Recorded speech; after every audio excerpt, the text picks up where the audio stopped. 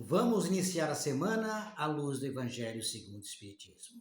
Hoje vamos falar do capítulo 26, Dei de graça o que de graça receber.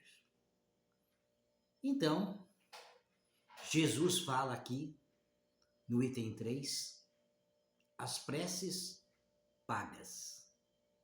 Então, aqui ele deixa bem claro a condição oferecida pelos escribas. O que eram os escribas? Os escribas hoje em dia seria chamado de professores. Como naquela época de Jesus, a grande maioria esmagadora das pessoas eram analfabetas. Então a instrução que eles tinham era através dos escribas. Os escribas tinham seus interesses. A arrecadação dos impostos era toda distribuída por senadores, os próprios cobradores de impostos, o imperador e também os escribas levavam uma parte. Porque eles ensinavam ao povo o que eles queriam ensinar, de acordo com os interesses da elite do qual eles faziam parte. E quando se pedia uma prece, eles faziam longas preces, com palavras bonitas, e isso era cobrado, porque eles eram muito orgulhosos. Então, nos banquetes, sentavam sempre nos lugares privilegiados. Nas sinagogas, nas primeiras cadeiras. Tinham esse comportamento. E era eles que instruíam o povo. Então, eles tinham grande credibilidade junto à sociedade daquela época. E o glamour, para eles, estimulava o seu orgulho. Falavam bem, grandes oradores, faziam preces como ninguém, só que vazias, sem sentimento, sem conteúdo nenhum. Então, Deus não precisa de palavras bonitas, nem longas preces. Apenas o que vai no coração de cada um. Dos bons sentimentos que cada um cultiva. Então, as pessoas eram iludidas pelos escribas, porque não tinham conhecimento. Era uma forma socioeconômica política de dominar o povo. Até nos dias de hoje se faz isso. Então esse processo acontecia naquela época e Jesus alertava para que tomasse cuidado com os escribas. Porque Jesus sabia o que eles faziam. Então, ele orientava o povo.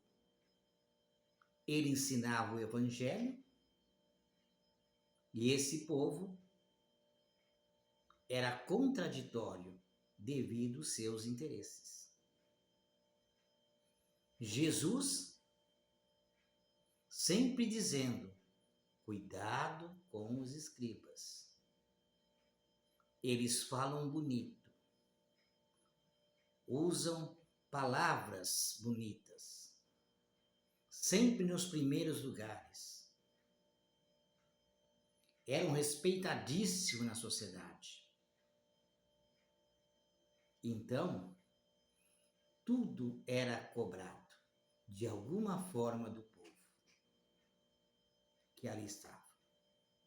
Porque os impostos eram divididos com eles também, com a grande elite. Então, eles tinham seus interesses. E tudo que eles faziam era de acordo com esse interesse. Não era pelo povo, mas sim por si próprio. Cobrava por aquilo.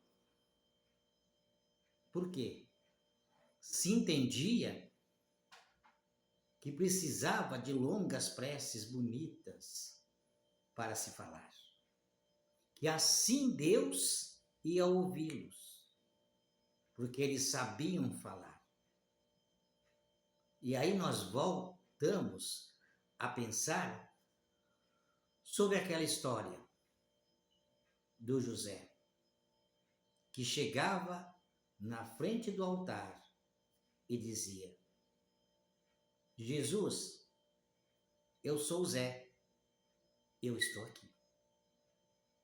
Só era a prece dele, que ele não sabia fazer prece. Então, ele punha no coração que ele era o Zé. E ele era atendido. Como qualquer um de nós não precisa de intermediário. É só a gente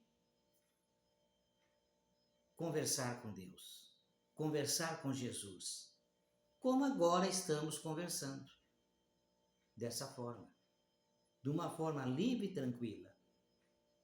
Deus vai atender por quê? Todos nós somos filhos de Deus. Por que o intermediário? Por que ter que pagar algo que nós podemos fazer? Nós mesmos. Qualquer pessoa, seja lá qual for o seu grau de instrução. Inclusive os analfabetos, como tinha naquela época. Mas lá existia a manipulação, como a gente já mencionou. Então, tudo era cobrado do povo de alguma forma. Se não fosse dinheiro, era apenas exploração, para que ele se rendesse àquelas pessoas e aceitavam a condição oferecida a eles. Então, é assim que acontecia naquela época. Por isso, Jesus repreendia para tomar cuidado com os escribas, porque nesse sentido, o povo estava sendo enganado por eles. Então, a prece não precisa ser paga. Ela tem que ser feita de coração. E todos nós podemos fazer prece. Não importa a classe social. Até a criança pode fazer prece do seu jeito, com todas as suas limitações. Então, não é digno que nós cobramos por fazer prece, que é o tema A Preces Pagas. Até o próximo.